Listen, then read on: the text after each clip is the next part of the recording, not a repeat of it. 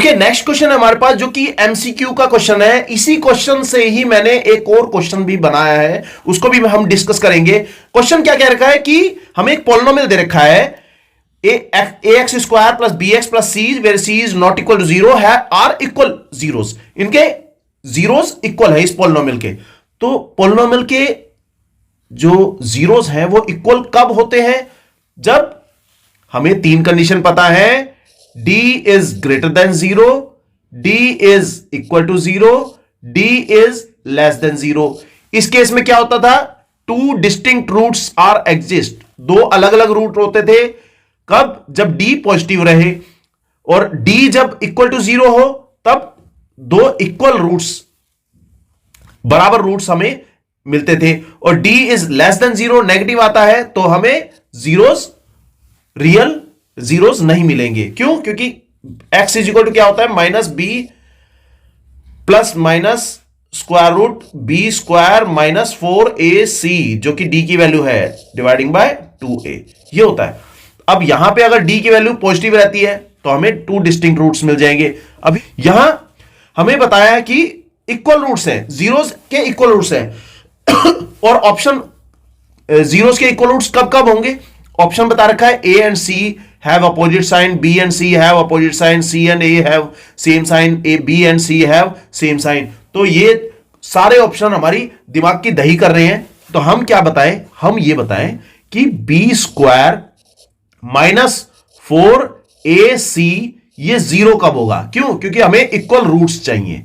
तो equal roots चाहिए तो ये वैल्यू जीरो कब होगी?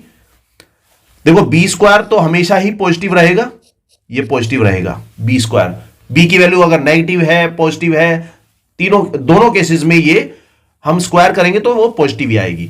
अब इसमें से हमें कुछ माइनस करना है। क्या? 4ac।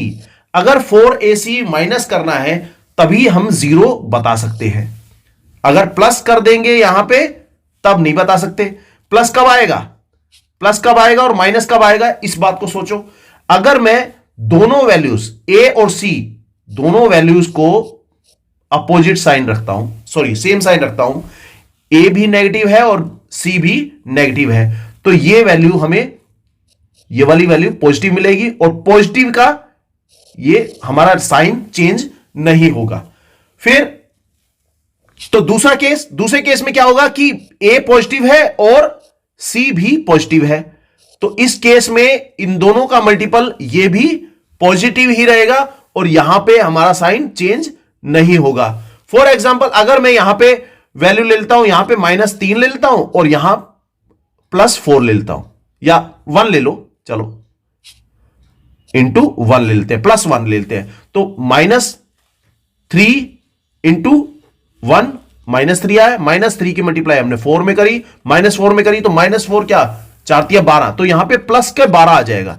तो हम b स्क्वायर जो पॉजिटिव वैल्यू है उसमें हम कुछ और ऐड कर रहे हैं तो हमें जीरो तो मिलेगा नहीं। तो हम यही बताएंगे दोनों के सेम साइन होने चाहिए, अपोजिट साइन नहीं होंगे, ये वाले ये सेम साइन होंगे। तो a एंड c हैव